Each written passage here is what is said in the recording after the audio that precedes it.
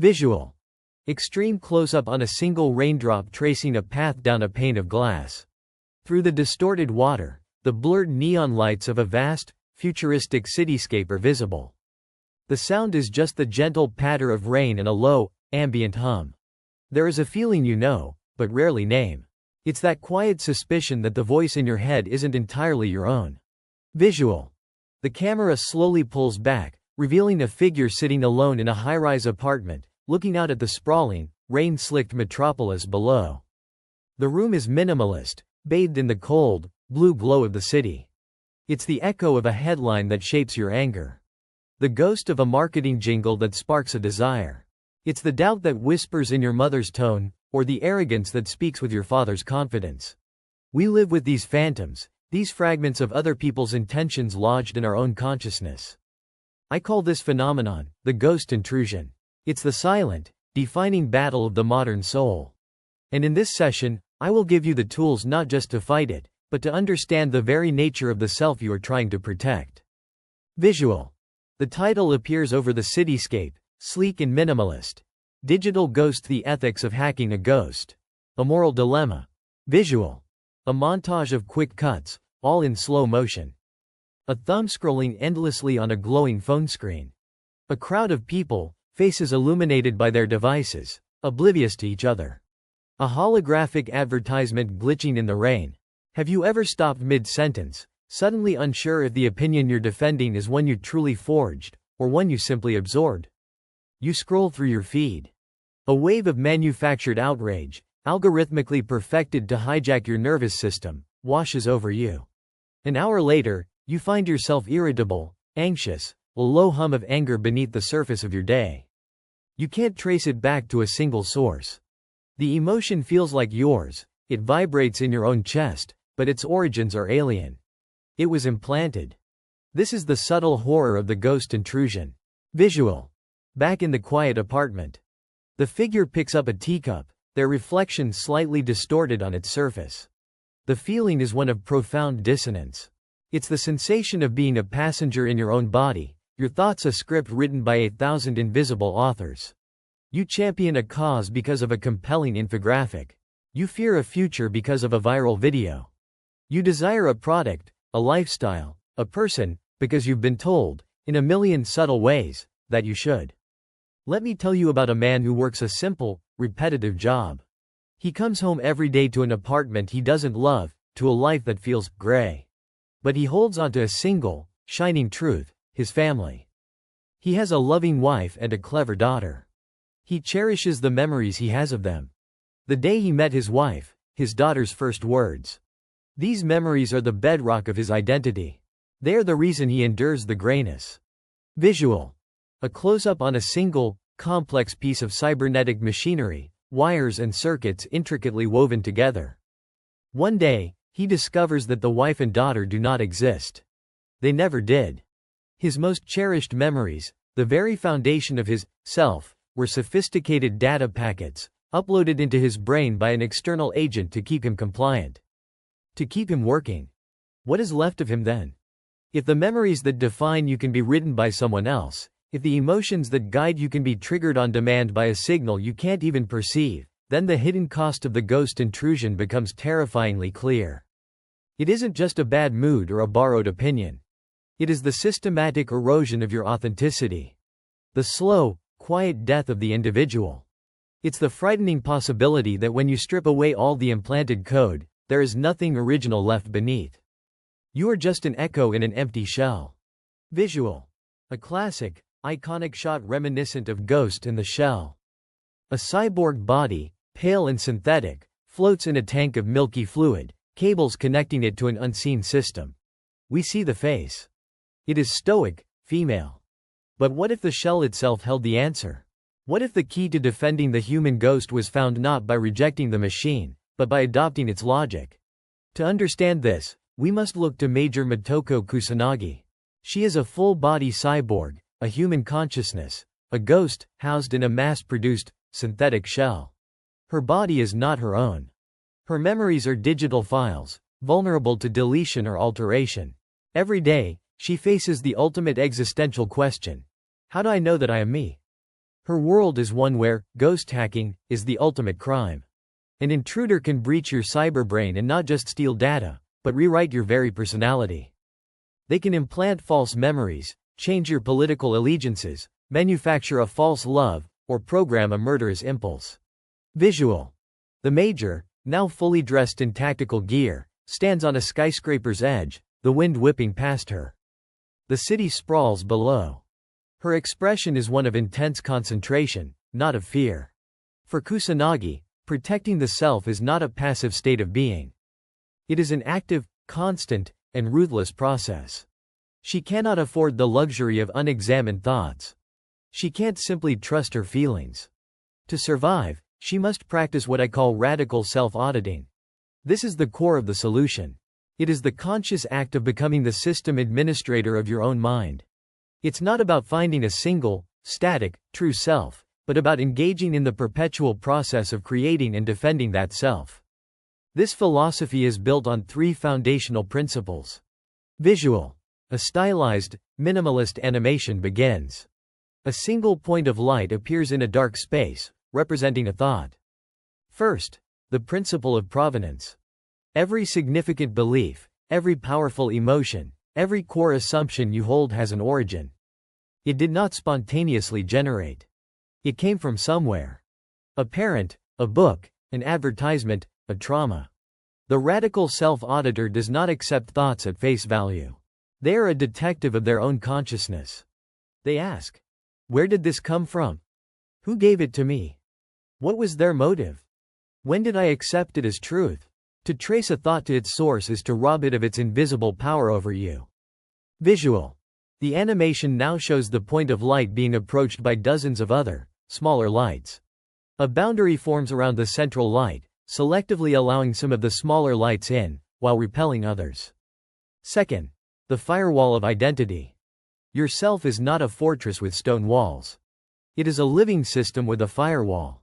A firewall, remember, is not a wall, it is a set of rules. It is a protocol that actively filters incoming data.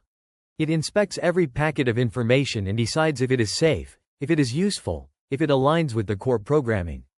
You must define your own rules. What are your non-negotiable values? Honesty? Compassion? Intellectual rigor? These values are your core code. When a new idea, a new ideology, a new emotional demand arrives at the port of your perception, you don't just let it in. You check it against your protocol. Does this align with my core values? Or is it a piece of social malware, disguised as a popular opinion? Visual. The animation resolves into a single, glowing sphere at the center of the complex network. It is calm and stable, while the data storm rages outside its perimeter. And third, the ghost sanctuary. Even the most sophisticated network needs a component that is air-gapped, isolated from the noise. In a world of total, constant connectivity, you must cultivate a part of your consciousness that is deliberately, strategically offline. This is a space free from the influx of data, from the demands of the algorithm, from the opinions of others. It is found in moments of true solitude, in deep reflection, in unmediated contact with the physical world. It is the place where you can listen to the signal of your own ghost without the static of the network. Without this sanctuary, you are merely a terminal, processing data for others. With it, you are a sovereign being. Visual. The animation fades, returning to the live-action shot of the figure in the apartment, who now seems more resolute, more present. Think of your mind as a city. The ghost intrusion is the endless traffic of commerce, propaganda, and noise flooding your streets. Radical self-auditing is not about barricading the city gates. That's impossible. It is about becoming the city planner. You decide which roads are built, where the parks and quiet places will be, and who has the authority to build within your walls. You control the architecture of your own reality. Visual. The screen is split into 4 clean quadrants. Each quadrant will illustrate one of the following steps with minimalist, symbolic imagery. For example, a magnifying glass over a branching tree of thoughts for step 1. This is not merely an abstract philosophy. It is a practical discipline. A form of mental hygiene for the 21st century. Here is how you can begin to practice radical self-auditing tomorrow. 4 concrete techniques. Visual. Quadrant 1 highlights. It shows a pen writing in a physical journal. The words, belief. I am not a creative person, are written and circled. Number 1. Conduct a source audit. Choose one powerful, limiting belief you hold about yourself. For example, I am bad with money, or I am not a natural leader, or I am unlovable. For the next week, your task is to become an archaeologist of this single belief. Carry a notebook. Every time a thought related to this belief arises, stop and excavate. Ask, who first taught me this? Was it a teacher's offhand comment? A parent's repeated criticism? A single failure that I have generalized into a law of my own nature? What cultural stories or media have reinforced it? Your goal is not to judge or even to change the belief just yet. It is simply to map its blueprint. To see it not as an intrinsic truth about you, but as something that was constructed. To see the code is the first step to rewriting it. Visual. Quadrant 2 highlights. It shows a brain icon. An arrow representing an external stimulus approaches it, but a pause symbol appears before it can connect. Number 2. Practice the Socratic interruption. Our world is designed to provoke immediate, unthinking emotional reactions. This is the primary attack vector for the ghost intrusion. Your defense is to create a space between stimulus and response. The next time you feel a sudden, strong emotion from something you read or watch, a surge of anger, a pang of envy, a spike of fear, stop. Before you react, before you share, before you internalize it, interrupt the process with 3 questions. First, cui bono? Who benefits from me feeling this way right now? A politician? A corporation? A media platform that sells my attention? Second, is this feeling rooted in my direct, personal experience, or is it a reaction to a piece of curated, secondhand information? Third, what would my genuine, unprompted response be if this information was presented to me neutrally, without the emotional framing? This practice is a mental martial art. It turns a reactive state into a conscious, analytical one. Visual. Quadrant 3 highlights. It shows a compass, with the cardinal directions replaced by words like honesty, courage, kindness. Number 3. Define your core protocols. You cannot defend a territory whose borders are undefined. This weekend, sit down and write a list of 3 to 5 core, non-negotiable values. This is not a list of aspirations. This is a list of the absolute principles that define your identity. Maybe it's intellectual honesty above social comfort, or empathy without exception, or long-term wisdom over short-term gain. Write them down. Memorize them. These are the rules for your firewall. From now on, when you are faced with a difficult decision, or when you are consuming a powerful piece of media, you actively run it against your protocols. Does this align? Does this violate my core code? This transforms you from a passive consumer of morality to an active agent living by a self-authored constitution. Visual. Quadrant 4 highlights. It shows a simple hourglass, with the sand falling. An icon of a phone with a cross through it is beside it. Number 4. Schedule analog solitude. This is the most simple and perhaps the most difficult step. You must create your ghost sanctuary. Schedule a non-negotiable appointment with yourself, once a week. It could be for 30 minutes. It could be for 3 hours. During this time, you must be completely analog. No screens. No phones, no televisions, no computers. No headphones. Go for a walk without a destination. Sit in a park. Write in a journal with a pen. Stare out the window.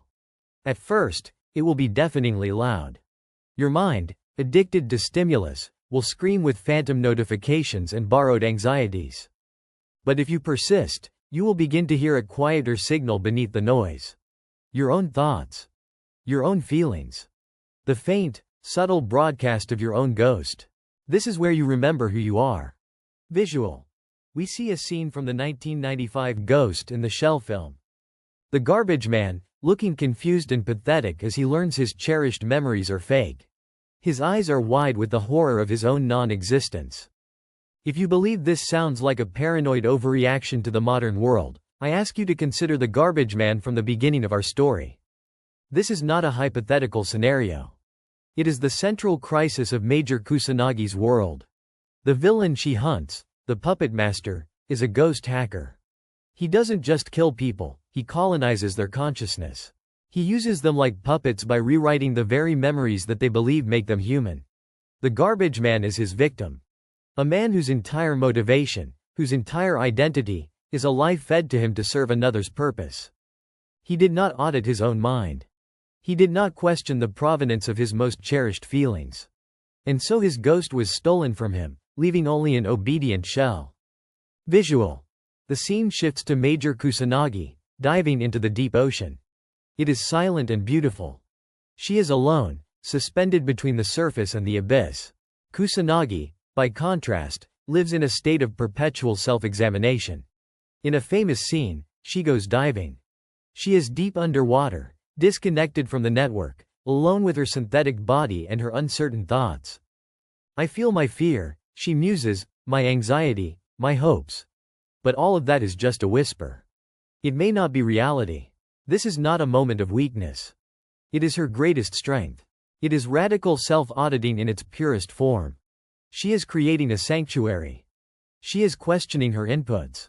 She is treating her own consciousness as a system to be monitored and secured. She trusts nothing blindly, not even her own feelings. And because of this ruthless discipline, her ghost, unlike the garbage man's, can never truly be hacked. Visual. A shot of a modern university brain scanning lab. fMRI images, charts of neural activity. Then, a black and white photo of René Descartes. This isn't science fiction, it is a profound psychological and philosophical reality. Cognitive science has a term for the mental shortcuts and frameworks we use to understand the world: schemas. These schemas are the operating system of your mind, and they are highly programmable. Propaganda, advertising, and political messaging are, in essence, forms of non-invasive ghost hacking. They exploit cognitive biases, like confirmation bias, where we favor information that confirms our existing beliefs, or the availability heuristic, where we overestimate the importance of information that is easily recalled, to install new ideas directly into our consciousness. The 17th-century philosopher René Descartes built his entire reality on a single premise: cogito, ergo sum. I think, therefore I am. For centuries, this was the bedrock of Western identity. But Descartes never had to ask the terrifying follow-up question that Major Kusanagi lives with every moment. Yes, there is thinking, but are the thoughts mine? In an age of informational warfare and algorithmic manipulation, I think, therefore I am, is no longer a sufficient proof of existence. The new axiom for the digital soul must be: I audit, therefore I am. To be passive is to be a vessel. To be uncritical is to be a puppet. The only proof of selfhood, the only real ethical stance in a world designed to hack you, is the constant, disciplined, and courageous act of questioning your own mind. Visual. We return to the final shot of the figure in the high-rise apartment. The rain has started to ease. The first light of dawn is breaking over the horizon, casting a new, warmer light on the city. The figure stands up and faces the window, looking out not with melancholy, but with a quiet sense of purpose. The architecture of your mind is the only true home you will ever have. It is your sanctuary and your battlefield. The intruders are at the gates. They are silent, they are persuasive, and they carry messages that feel like your own intuition, your own desires, your own righteous anger. They promise you community, certainty, and convenience. All they ask in return is the key to your ghost. Do not give it to them. Audit your thoughts. Define your protocols. Build your sanctuary. Be the administrator, not the user. Because in the quiet hum of the network, the only thing you truly own is the integrity of your own consciousness. Protect it. Visual. The screen fades slowly to black, leaving just the sound of the city waking up. Visual. A simple, clean text layout appears on the black screen. The channel logo, Digital Ghost, is subtly visible. Now I have a question for you. This requires honesty, not performance. In the comments below, share one deeply held belief, about yourself or the world, that you have never truly subjected to a source audit. You don't have to justify it or renounce it. Simply name it. Let us bear witness to the code we all run on. If these are the questions that haunt the quiet hours, if you feel like an explorer on the digital frontier of the self, then subscribe and join the signal. Here, we navigate the static together. This process of auditing your mind can reveal unsettling truths about your own motivations. To understand the dangers of a self you don't truly know, you need to watch our next session, The Shadow in the Machine. Carl Jung's Guide to Your Digital Doppelganger. Click the link on your screen now. Stay vigilant.